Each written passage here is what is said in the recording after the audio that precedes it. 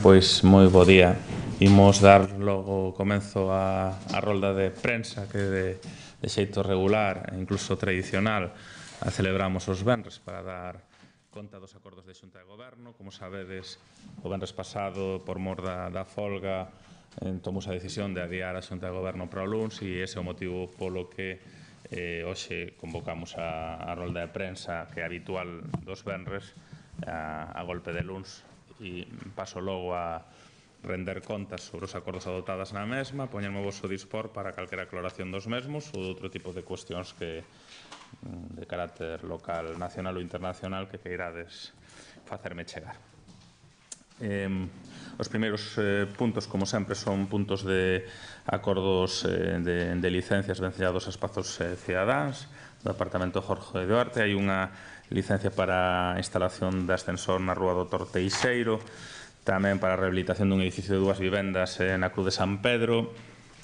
Hai unha licencia para a rehabilitación parcial dun edificio na Praza da Universidade, para a construción dunha vivenda unifamiliar no lugar de Figueiras, para a rehabilitación de outra vivenda na Rúa Varela de Montes, para a rehabilitación de outra vivenda na Rúa Cruceiro do Gallo, para reforma interior do edificio na Cibechería, e aí rematarían todo o que son os permisos. Hai dúas correccións de erros de acordos de Xunta de Goberno que únicamente son cuestións formais nun expediente de licencias e respecto á devolución dunha fianza do sub-28 da Barcia, que non teñen trascendencia. Hai tamén o inicio de licitación ou aprobación do expediente do Servicio de Mantemento do Castelo da Rocha, co que é a apertura do procedimento de adxudicación. Isto que ten que ver é unha actuación vencellada ao mantemento e a actuación no entorno do castelo, que ten un tipo de 59.000 euros por 2 anos. Tes un resumo, Inés? O digo porque hai cousas que ao mellor non teño tan pormenorizadas.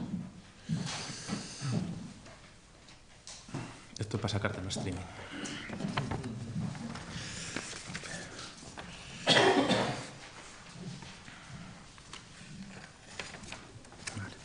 Exactamente, 59.000 euros, IVA incluído, por un período de 2 anos. Inicias ahora a contratación, o cal estarei en teoría adxudicado en 2-3 meses. Hai unha convalidación de autorización previa do modificado do contido de proxectos presentados na convocatoria de subvencións de cooperación, que son tamén cuestións absolutamente formal, non ten maior trascendencia, sabes que a liña esta de axudas á cooperación. Declárase deserto un proceso de licitación dun servicio que se lanzou dentro de políticas sociais para implementar o Programa Municipal de Apoio para a Inclusión Social. Parece ser que as empresas que se presentaron, dúas non cumplían cos requisitos de exixencia do concurso e o que se fai é deserta de licitación para iniciar unha nova licitación. Hai tamén aprobación dun proxecto básico de execución dun espazo de ocio cuberto na parroquia de Laraño, cun tipo de 180.000 euros e un prazo de execución de 6 meses. Hai que iniciar todavía a contratación, a licitación. Isto non é máis que en estes momentos a aprobación do proxecto, non é a adxudicación, co cal ainda habría que facer a contratación unha vez que temos aprobado o proxecto. Hai tamén un expediente de resolución do contrato dunha obra que está prácticamente rematada en execución do que foron as obras de regeneración do pavimento da calzada do eixo das rúas Ponte Marzán, Sandino, Cruceiro de Sar. O que se fai é resolver o contrato coa empresa Asfalgal, debido a que levábase uns 2 meses prácticamente sin executar o que faltaba de obra, que se calcula polos técnicos en un 10% de obra do que era ese importante investimento. Entón, o que se fai resólvese e estáse xa a executar ese 10-11% para deixar rematada a obra a través do Departamento de Obras que leva en Rafa Peña. Por lo tanto, o que se fai formalmente é resolver o contrato, abonarase a empresa o traballo feito até ese 90% e estás a rematar o traballo directamente dentro do Departamento de Obras. Hai unha adxudicación dun contrato de obras, tamén dunha cuberta, neste caso sí que xa é unha adxudicación da pista polideportiva de Verdía, vencellado ao pos do 2018. Estamos a falar un importe de 113.725,48 euros, IVA incluído, e esa sí que é unha adxudicación xa en estos momentos, co cal o que quedaría ahora fundamentalmente constituir o contrato e empezar as obras. Hai tamén unha resignación de anualidades para o pagamento do Servicio de Conservación e Mantemento do Parque de Salgueiriños de Abaixo, unha xustificación provisional do convenio que mantén o Concello coa Fundación Eugenio Granel para o funcionamento da devandita fundación, neste caso o que ten que ver co 2018. Hai tamén varias permutas e traspaso de casetas no 19 e no 20, 3 devolucións de fianza de actuacións xa rematadas e xustificadas dos anos 2009, 2015 e 2016. Hai unha serie de correccións sobre unhas bonificacións do 100% que se estaban a efectivizar, creo que en 4 ou 5 vehículos de tracción mecánica que se comproba que non reúnen os requisitos para estar bonificados polo 100%, polo tanto elimínanse.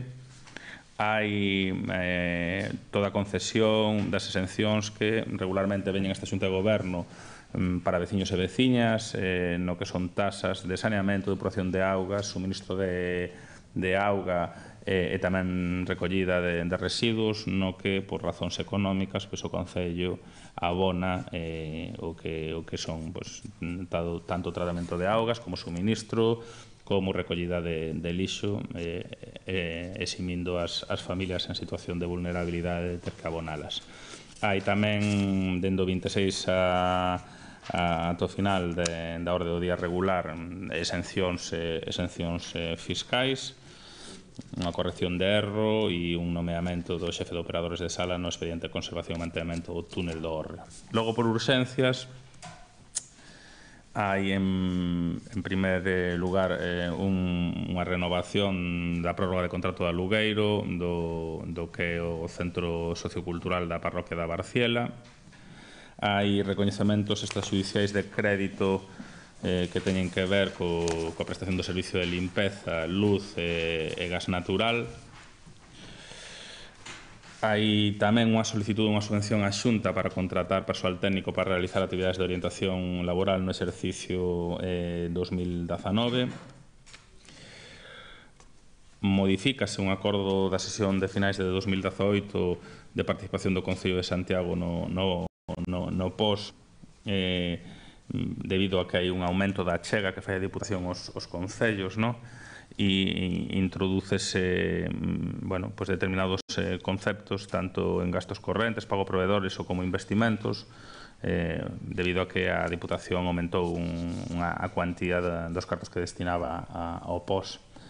E logo, un tema que non é menor, sabedes que a CUES aprobou no seu Consello de Administración de febreiro o convenio para desenvolver o diálogo competitivo da futura EDAR no lugar da Silvouta, e hoxe aprobamos nós en Xunta de Goberno o que é o contido do convenio, cos informes favorables tanto de intervención como de asesoría xurídica. No día de mañá daremos traslado a CUES e a idea é que, se todo vai ben, o venres eu este en Madrid para asinar o convenio. Asinaríase o convenio en todo o que ten que ver co proceso novedoso de diálogo competitivo e poríase xa en marcha ao longo destas semanas, lanzaríase o proceso de diálogo competitivo. Volvo a explicar o que é o diálogo competitivo, porque é novedoso. Normalmente ti licitas calquera infraestructura en concurso aberto. O diálogo competitivo é algo que se fai nas cuestións que precisan de innovación tecnolóxica. Entón, o que se fai, é a primeira vez que fai a CUES a petición do Concello de Santiago e tamén a través do asesoramento que tiñamos ca propia universidade, é lanzar un proceso no cal se di: temos estes terrenos que están ocupados pola actual EDAR, queremos ir a un proceso dunha futura EDAR neste espazo de terrenos a executar por fases e onde se prime o emprego de tecnoloxía innovadora e tamén os prazos para poder optar a fondos e os tempos de execución, non? Entón, este é o diálogo competitivo, é dicir, máis que pedir de alguma maneira ofertas para unha obra, o que ti pides é solucións para unha cuestión que plantexas, non? Entón, normalmente escóllense 3 propostas, garantícese que as 3 propostas que escolles, e daí son os gastos máximos do proceso de diálogo competitivo, a redacción dos anteproxectos, e deso sale xa un anteproxecto final para iniciar o proceso todo de licitación, vale?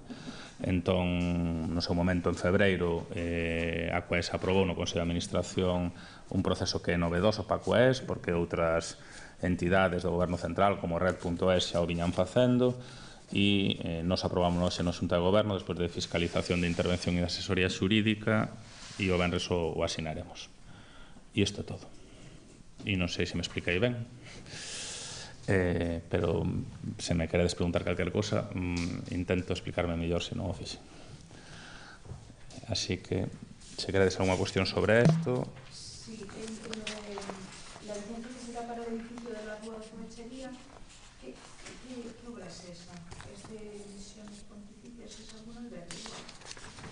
Primeira pregunta, quero dicir, non teño unha resposta para eso, o que teño literalmente, estamos a falar,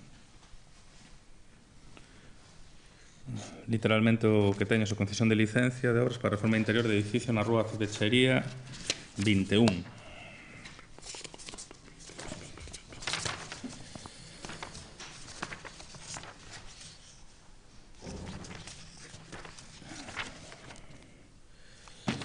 Estamos a falar de que punto é?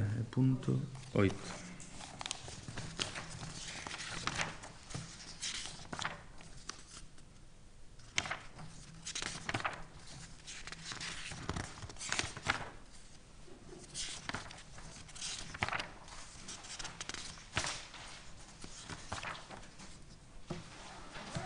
Sí, señorita.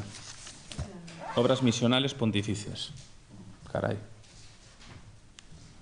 É que normalmente os titulares, sabedes que o digo xenéricamente, non entro na titularidade porque descoñezo, pero si no expediente é obras misionales pontificias. Hai informe favorable de arquitecto municipal, arqueólogo municipal, e é fundamentalmente rehabilitación. E o autor do proxecto é Iago Seara. Como son normalmente licencias regladas cos informes favorables, pois non, simplemente informes, pero non sei. Algúna pregunta máis sobre esta cuestión? Sí, de outras cositas. Sobre a Xunta de Goberno, algunha cuestión que querades preguntar? Eu quería o que se aproba exactamente porque para entender ben o da siluta. Ben, pregúntame todas as dúbidas que teñas, porque entendo que hai que intentar explicarlo ser pedagóxico. Eu intento, hasta cando era médico intentaba explicar a medicina de maneira pedagóxica, pero non sempre é fácil. Pero pregúntame, porque sí que non é fácil. A ver, dime, contame. Apróbase a asignatura do convenio, que se aproba que é o diálogo competitivo procedimento, os custos, como porque agora esta parte paga o Concello, despois eso na conta xeral... Hai uns custos máximos a abonar na anualidade 2020-2021 de 450.000 euros. Por que máximos? Porque o que se pretende dar cobertura ás empresas seleccionadas na redacción dos anteproxectos, vale? Seguramente sexan menos cartos, porque o que se cubre normalmente por cada empresa seleccionada son a cobertura dos gastos, que anda sobre 70 ou 80.000 euros, claro. Estase a estimar como un máximo de 5 ou 6 proxectos que se irán escollidos, eso é moi optimista, hai moito marxen aí. Eso abona o Concello, pero logo repercútese no reparto dun convenio a futuro de reparto de custes entre as 3 administracións. Que regula o convenio que en teoría asinamos o venres? Regula o que é o inicio do proceso, vale? Cunha licitación novedosa que é o diálogo competitivo, no cal buscamos, de alguma maneira, pois unha solución tecnolóxica innovadora para conseguir o obxectivo que nos fixamos, que é ubicar na Silvouta unha nova EDAR con menor impacto por fases e con menor custo sobre a actual EDAR. e por eso se emprega o diálogo competitivo. Unha vez que todo iso se leva a cabo, en teoría o que queda é xa a redacción do anteproxecto para iniciar o que serían os procesos de licitación, e aí habría que ir a un convenio de reparto de custos definitivo. Pero estos 450.000 aproximadamente se descuentan después de la aportación que haga el Concello. Sí, así figura no convenio. O Concello adianta, pero tendo en conta que este é unha cantidade máxima, seguramente sexa menor, e se nos permite abonalas entre 2020 e 2021 porque será consciente que no 19 estamos co orzamento prorrogado. Vale? Pero xa temos os arreces feitos e toda a tramitación económica feita no que foi a fiscalización do expediente. Preguntádeme máis cosas, que eu volvo a intentar, porque non, que non é fácil. Imaginade unha sociedade como a Quaes que xestiona múltiples infraestructuras deste tipo, é a primeira vez que o fai. Había un precedente a través de algún consorcio de augas, en este caso en Euskadi e en algún outro sitio, pero é bastante novedoso. E era fundamental para poder optar a nova tecnoloxía, moitas veces patentada, e que poida dar solución a implantar unha novedade no lugar da actual, non? Entón, bueno, estamos contentos, satisfeitos e agradecemos especialmente o papel xogado pola máxima responsable da Quaes, que é Rosa Cobo, en todo este proceso, porque nos consta que falou con Innovación, con Red.es, que falou con Abogacía do Estado e con Informes, e que están comprometidos con esta maneira de licitar unha infraestructura que seguramente sexa moi normal en 10-15 anos, pero que a día de hoxe é bastante innovador.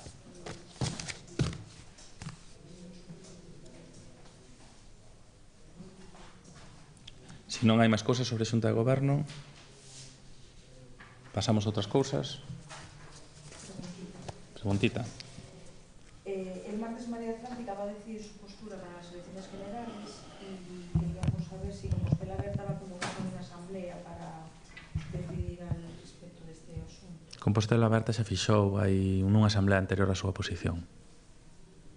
E foi unha posición de facer un chamado á unidade do conxunto do espazo de unidade popular a nivel galego, e en caso de non darse esa unidade, Compostela Aberta como organización manterase ao marxe do proceso das xerais, deixando liberdade os seus integrantes para participar onde ali consideren, pero como organización manterase ao marxe do proceso das xerais.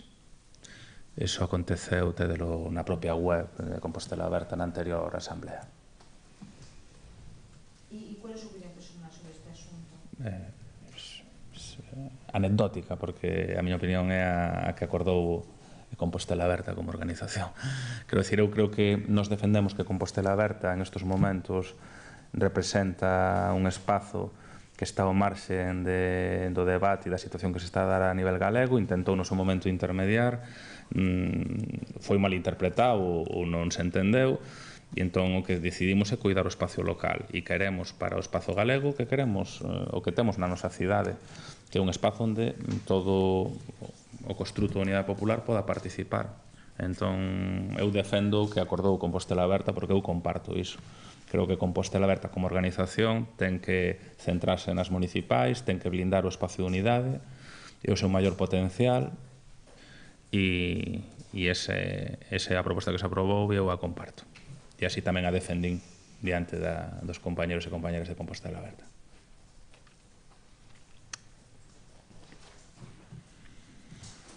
Alguna cuestión máis que querades saber? Eu quería preguntar se pode dar algo a lista. Bueno, eu entendede que intente asustarme aos tempos que marca o espazo, vale? E me explico, non? É dicir, eu onte evidentemente fixe unha proposta de lista para concurrir ao proceso de primarias nas que hai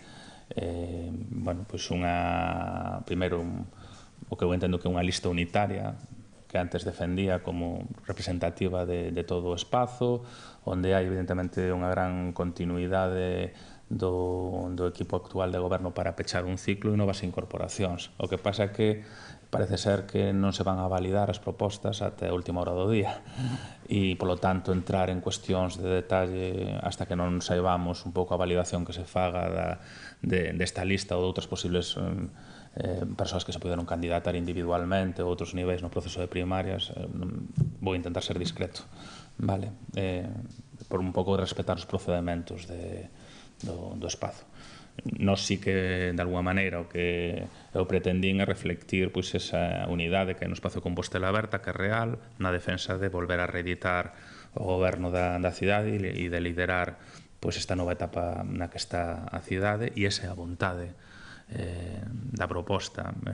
Tempo teremos a entrar nos detalles, non?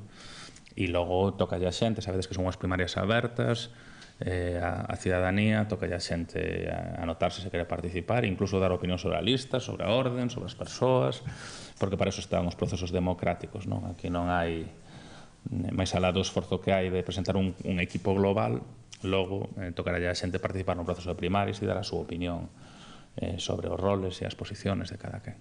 Pero hai unha importante aposta por pechar o ciclo e de continuidade e esa é a aposta que imos a facer e que estes días teremos posibilidade un pouco de defender xa máis polo miúdo. Non é por non decilo, é por ser respetuoso.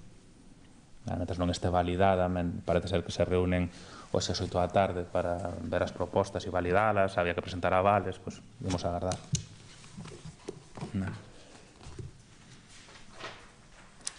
Alguna cuestión máis? Non? Donas, cabaleiros, este de un bo día soleado.